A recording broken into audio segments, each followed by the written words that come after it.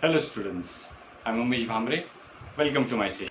Welcome dear students. Today we are going to learn history lesson number 1 part 2. Before this we saw part 1 about historiography, the how the development was in the west. Today we are going to learn about the notable scholars who did a remarkable work in history, right? And so historiography started developing in the west. Let's see who are these notable scholars. Before that, I'll just give an introduction. So, what is historiography? Historiography is to understand the past. Right? Historical research, writing, and studies are carried out. Research for what? Whether that events are true or not. Right? Critical examination is done in the historical events. Then they write written, then they're studied, and then they're kept in front of people or written in the books. All this historiography or all these events are arranged in chronological order. Do you know what is chronological order? Yeah, in increasing order according to the events, according to the incidents happened, right? And in history, all these events are interconnected with each other, right? Past, so that why they interconnected, so that we can relate the past incidents with the present and with the future, so we can learn about in detail. We can learn about the events, and we can also go in detail about it. Another thing, history is a historiography is a continuous process. History goes on. History is a vast subject. If you see, the first notable scholar is Rene Descartes. He was born in 1596 and he passed away in 1650. Now, this thing you have to keep in mind, that these notable scholars really did a appreciable work in the development of history. Now, how did they go through? We'll learn in detail. Rene Descartes, he insisted on verifying the reliability. Reliability means what? Whether the documents are true or not. He critically examined them, and then he told that we should first critically examine all the documents, all the events, and then we should publish it or keep it in front of the people. He wrote a book, Discourse on the Method, in which he also says that never to accept anything till, right, true, till all doubts are cleared. So he believes on first critically examining all the documents, reliability, true, clear all the doubts, and then accept it and then keep it in front of the people. Right? He was true. The next historiography was next historian was Voltaire. He was one of the important. He is also one of the important historian who wrote. Right? He is also called the father of or founder of modern historiography. He was French by origin, and his original name was Francis Marie Arouet. Now, why he is called the founder of modern historiography? Because he gave rise to thoughts that understanding all aspects of human life is important for history writing. Because before this development in history, people used to write only about divine images, about the kings, about the wars. Okay? Nobody really wrote about human life, and so Voltaire was the first person who said that we should write everything. History should include each and every point about human life. And so history went on changing afterwards. He also believed that social traditions, trade, economy, agriculture was really an important part of historiography, and they should be arranged in chronological order. Right? According to the historical events, they should be arranged in the history, so that people will learn from the past and avoid some mistakes or avoid such things which will not happen in present or future. And these people were really true. Means today if we learn about them, we come to understand that these people really had good thoughts, that how they wanted to develop the society, not only the society but the people.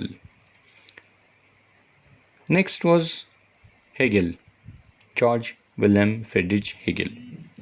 He was a German philosopher, but he also insisted that historical reality should be presented in a logical manner. Right? Logical, it should have a proper reason. Without proper reason, we should not believe history. Because before this scholars, history was passed, or the stories were passed from one person to another person, one generation to another generation. And when we pass stories from one person to another person, or one generation to another generation, we either add something or we miss out something, or to make it more interesting, we add our own points. So he says that history should be presented in a logical manner. He believed that timeline was indicative of progress, and we should write it according to the timeline so that we can show the progress of man, how human developed, how man developed. He also believed that the presentation of history would change over time and introduction of new evidence. So without evidence, the presentation is of no use. So evidence was very important. He also wrote two books, Encyclopedia of Philosophical Sciences and Reason of History. These two books, his two books proved very important in the development.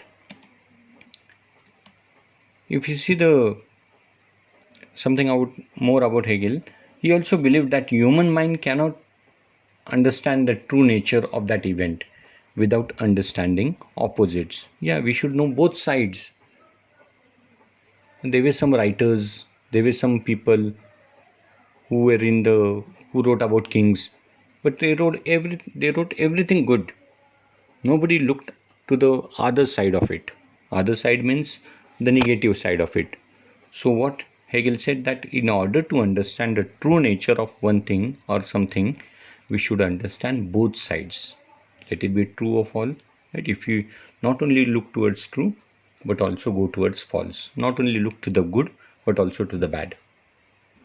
And this method of analysis based on opposite was known as dialectics. This method is very important because this method threw light on both sides. Okay? Not only some good things, but also we should also know some opposite things so that we can learn from it. In this method, a theory is proposed at the beginning, which is called as thesis. And the theory proposed, which is contrary to opposite to thesis, we call it as antithesis. You must have you know about antithesis very well. Antithesis means contradictory or opposite ideas. So the theory proposed with opposite to thesis is called antithesis. And after logical discussion about the thesis and antithesis, whatever new thesis came forward, it's called as synthesis. So these 4 points are very important: dialectics, thesis, antithesis, and synthesis. Next scholar was Leopold von Ranke. He spoke about critical method of historical research. That when we do historical research, we should do it with critical method. And also he emphasized on information gathered through original documents. He said that without original documents, history should not be written. He believed that the documents should be examined with great care. Right? He was true. Without proof or without proper information, history should not be written. He criticized imaginative narration of history. That imaginative stories should not be there. If we write imaginative stories or narration, we add our own points, right? We miss out some points, or we try to change it, make it more interesting, or we try to make it more effective so that people will read it again and again. So he criticized it. His articles were published in 2 books. What are the names of the books? The Theory and Practice of History and The Secret of World History.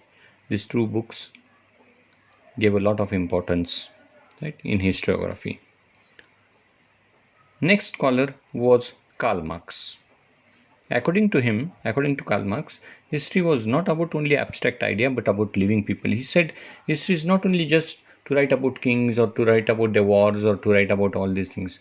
It should be written about the people, how people live, what are the fundamental, what is the relationship between, right, the people and their needs and the production and all these things.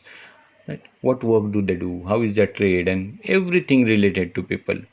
So he believed that human relationships are shaped by fundamental, means basic needs of people and of prevalent means of production to meet those needs. The means of production may not be equal to different strata of the society. Right? He was true because everybody was not that rich or everybody did not get that production. Everybody had different share, right, in the production, in earnings.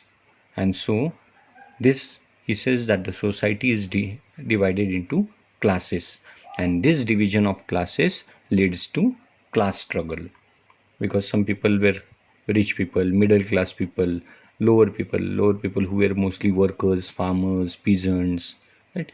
They had a lot of struggle, and so this class, as the society was divided into different classes, there was a lot of struggle between these people.